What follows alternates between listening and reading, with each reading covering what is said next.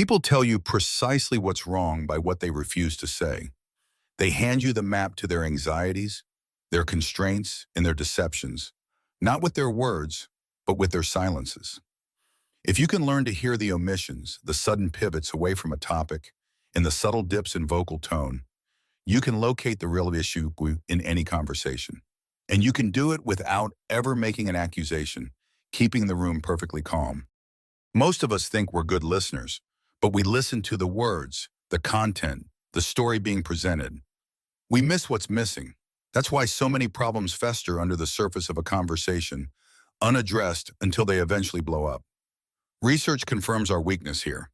Across more than 200 studies involving thousands of people, the average person can spot a lie from verbal content only about 54% of the time. That is barely better than a coin toss. It means that if you only listen to what is said, you are operating with faulty intelligence. Relying on face value is like navigating a minefield with a map that has half the mines missing. The promise for the next few minutes is simple, but powerful. By the end of this video, you will learn to hear that negative space. You'll be able to map the conversational gaps, spot the tactical topic shifts, and register the meaning of a sudden drop in tone.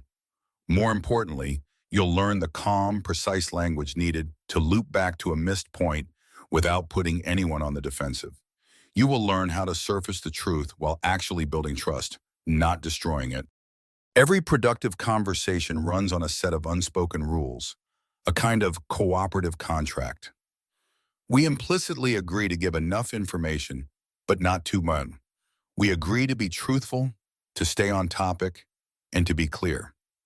When someone bends or breaks one of these rules, by omitting a key detail or abruptly changing the subject, they are not just being difficult. They are sending up a flare. That violation is a signpost, pointing directly to a point of sensitivity, stress, or concealment.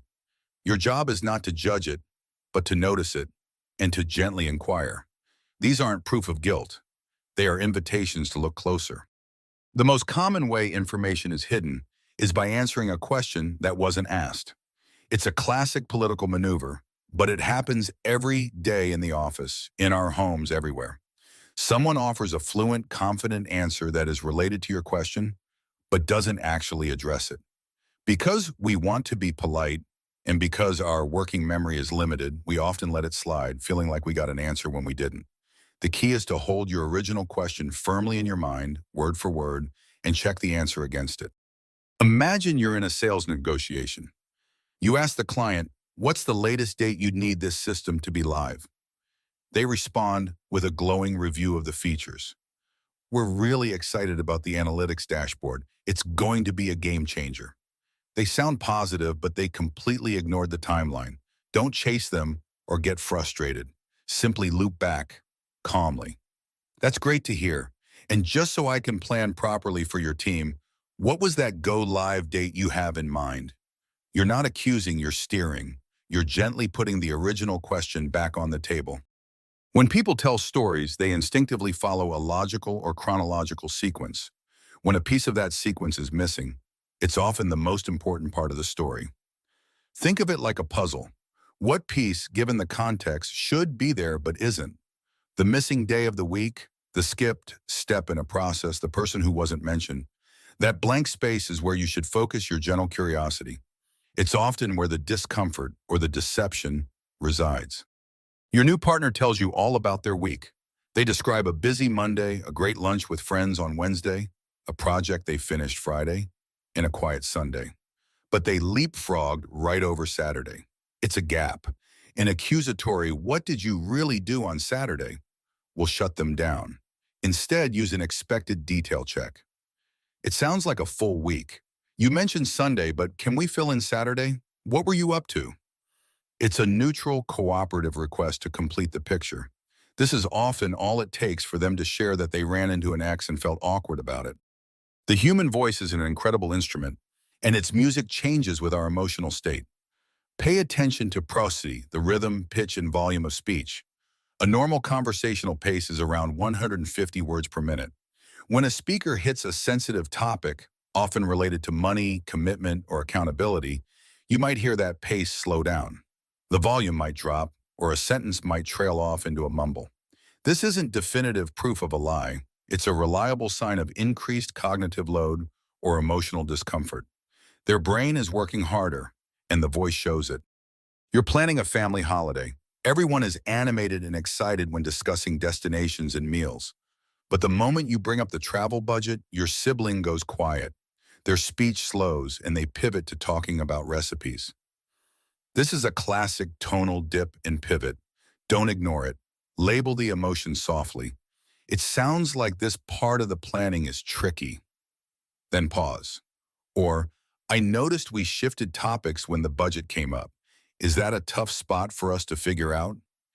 You are naming the feeling in the room, which gives them permission to address the real issue: financial stress.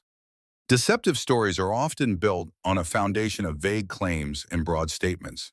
It's mentally taxing to invent a detailed, consistent lie. This is why researchers develop the verifiability approach. Instead of asking if someone is telling the truth, you ask for a detail that you could theoretically check. This simple move significantly improves lie detection accuracy, often by 10 to 15 percentage points, because it makes it much harder for the speaker to fabricate on the spot. You're not trying to catch them. You're simply asking for a concrete anchor. Your direct report gives you a weekly update. It's full of praise for the team's collaboration and vague statements about making good progress. There are no hard details or quantifiable outcomes. You feel like you don't have a real picture of their work. Instead of asking, "What did you actually achieve?" ask for verifiability. That all sounds positive. What's one specific thing from this week's work that I could look at in the project tracker or the shared drive? This one anchor question often reveals the truth without accusation. They were pulled into urgent support tickets all week and are overloaded. How you ask is everything. Even the best question will fail if it sounds like an interrogation. The key is to use softening language and hedges that give the other person psychological safety. Phrases like, "I might be wrong here, but," or "help me understand this part," signal that you are exploring, not attacking. This politeness isn't weakness, it's a strategic tool. It allows you to touch the live wire of a sensitive topic without getting shocked. You are creating the conditions for truth to emerge willingly. The most important shift to make is this: a conversational gap, a pivot, or a silence is not a verdict of guilt. It is simply a guide. It's a yellow flag on the road telling you to slow down and pay closer attention to this specific spot.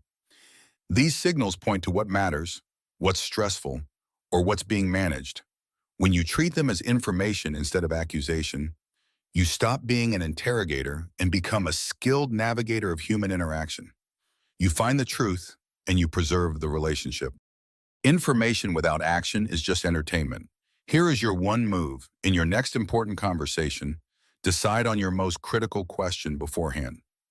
Ask it clearly, then listen, not just to the words, but to whether the question was answered directly. If the topic drifts, wait for a pause and use this exact phrase: "I might be off, but I feel like we moved on from the timeline. Could we circle back to that for a second?" Just once, note what happens. You are training yourself to hear the negative space. If learning to read the gaps gave you an edge, subscribe to MindMote for more on how to understand people, defend against manipulation, and carry yourself with quiet power. The world is noisy, but the most important messages are often silent. If this helped you, a simple like on the video lets me know. Explore the channel for more tools to master your emotional and social world. Stay steady out there, and I'll see you in the next one.